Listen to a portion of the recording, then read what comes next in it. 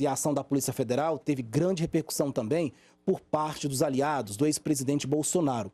Em entrevista coletiva nesta quinta-feira, os senadores criticaram o ministro Alexandre de Moraes do STF.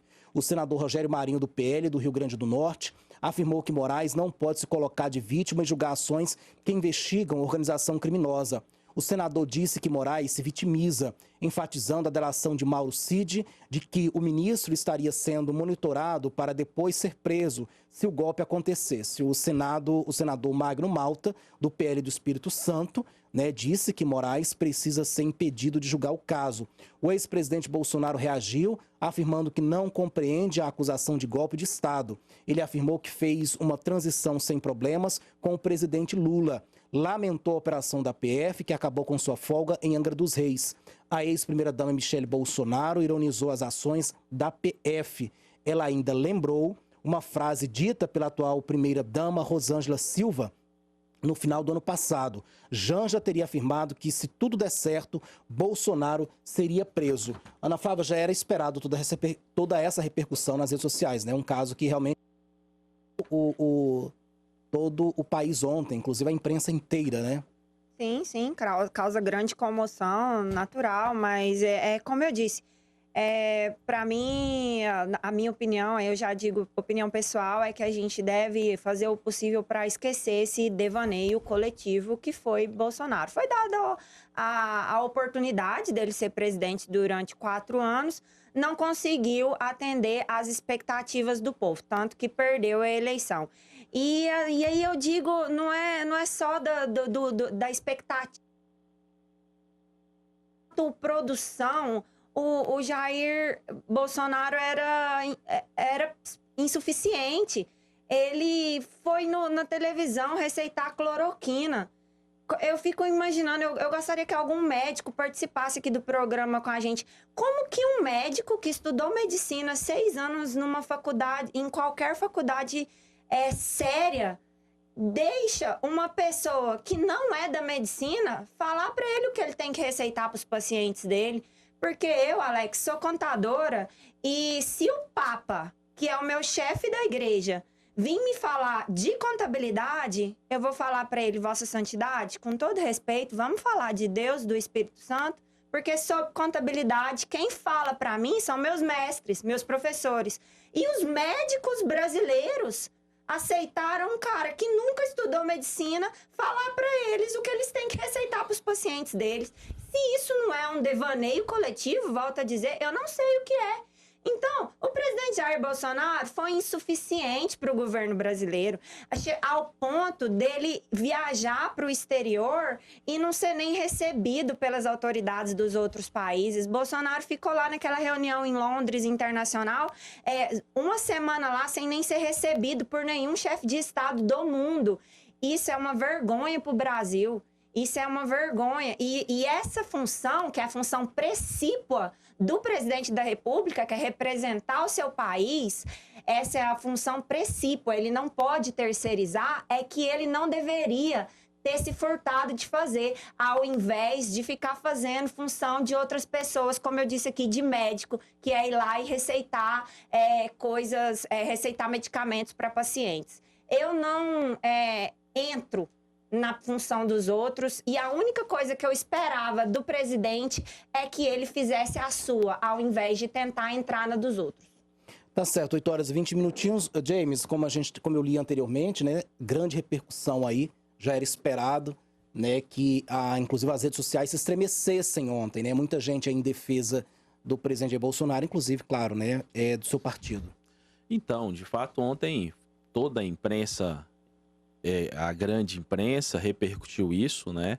Um lado principalmente negativo. Nós vemos notoriamente vários editores de grandes jornais que criticam veemente o Jair Bolsonaro e até tomam partido, né? Principalmente as grandes âncoras e comentaristas das grandes emissoras de São Paulo, né? Nós temos que relembrar bem que as pessoas que têm raiva, de fato, algum rancor com Jair Bolsonaro, a pessoa tem raiva do Jair Bolsonaro. Mas a pessoa precisa lembrar das benfeitorias que Jair Bolsonaro fez e deixou para a população. Esse lado pessoal não vai influenciar a vida de ninguém. O que vai influenciar, de fato, foi o que, de fato, esse governo está fazendo. Voltando em imposto sindicato, taxou as grandes empresas que a pessoa mais humilde poderia ter acesso e comprar, cortou verbas da educação, que ninguém fala nisso, porque se fosse Jair Bolsonaro já estava na imprensa, né, cortando todas essas verbas, né, deu aí mais de 16 bilhões para artistas, e isso que impacta.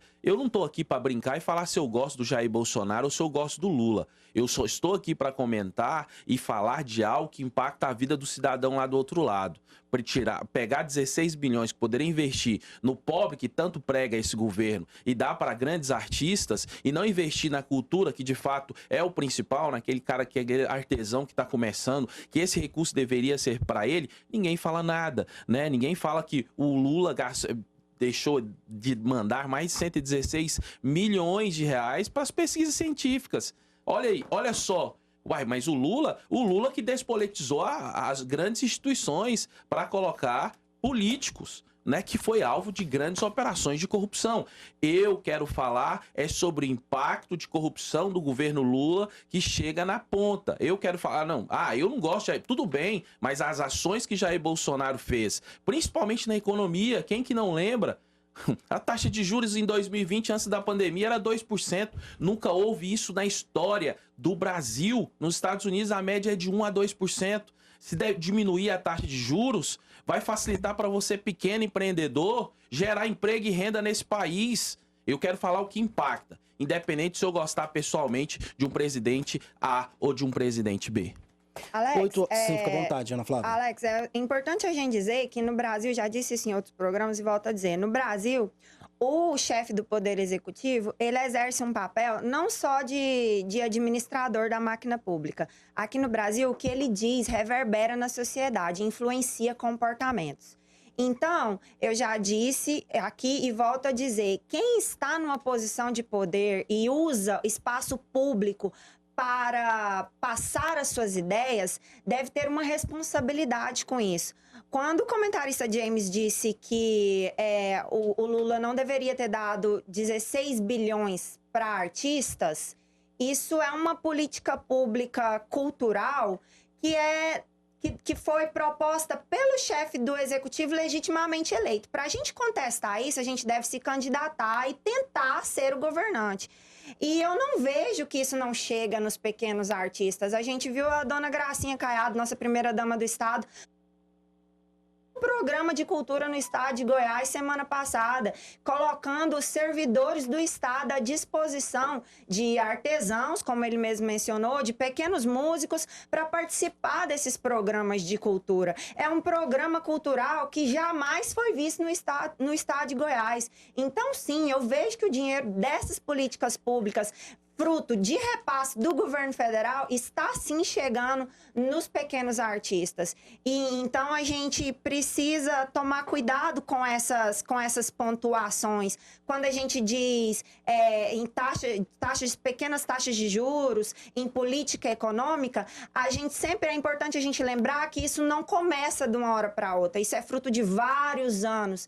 É como uma casa, você constrói um alicerce para depois você colher os frutos. Em relação a incentivo à pesquisa, em menos de 6 meses de governo, o presidente Lula possibilitou que pessoas que já tenham renda também recebam bolsas de estudo, porque ele reconheceu que a bolsa de estudo por si só não mantém os melhores profissionais dentro das universidades para desenvolver pesquisa, então ele permitiu que conciliasse, enquanto isso eu posso dizer com propriedade, sou aluna da Universidade Federal de Goiás, tanto da graduação quanto do mestrado, posso dizer com propriedade porque eu vi isso acontecer.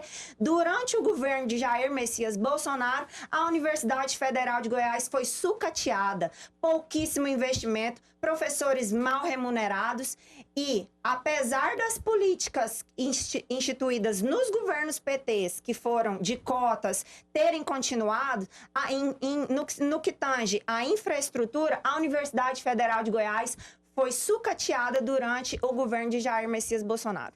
8 horas e 26 minutinhos, queremos mais uma vez aqui registrar a participação de muitos internautas, ouvintes, telespectadores aqui. O seu Márcio Borges manda mensagem pra gente: tô morrendo de dó do Bolsonaro e dos bolsonaristas, o lugar desse golpista é na cadeia. Temos muitas mensagens também chegando aqui através do WhatsApp. Israel Cavalcante, STF é uma vergonha. O Gelson Ribeiro, Bolsonaro, ladrão.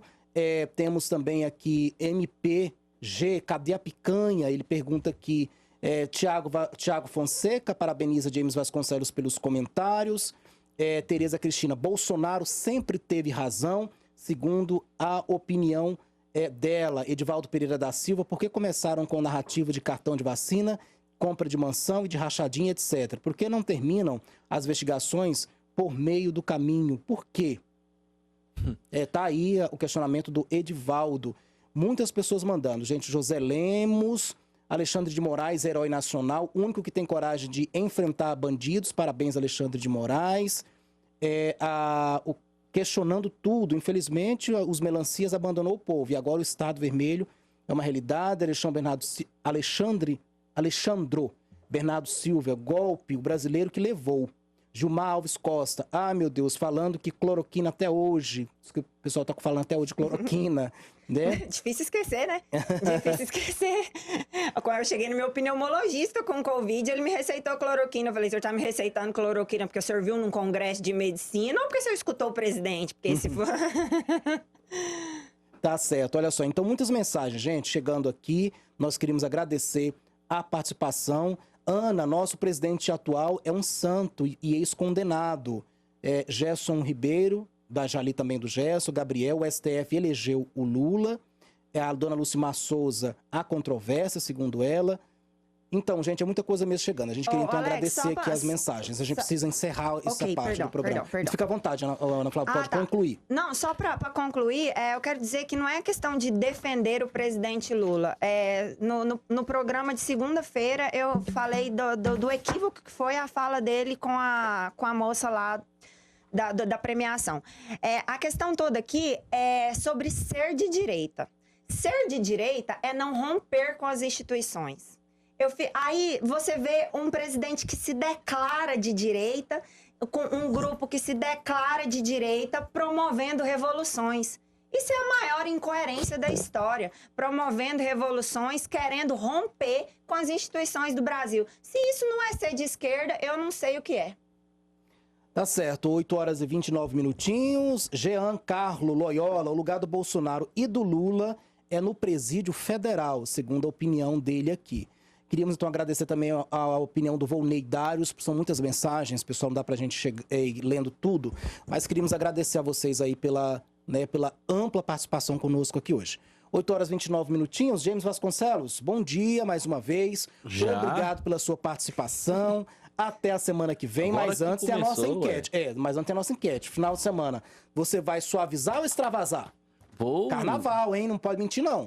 Vou suavizar com a família, né? E na espera do Levi, que chega em julho. Então, ficar mais tranquilo, mais calmo, mas continuando visitando o povo de Aparecida, né? Visitando todo mundo. Quero agradecer cada participação, estava aqui respondendo cada um.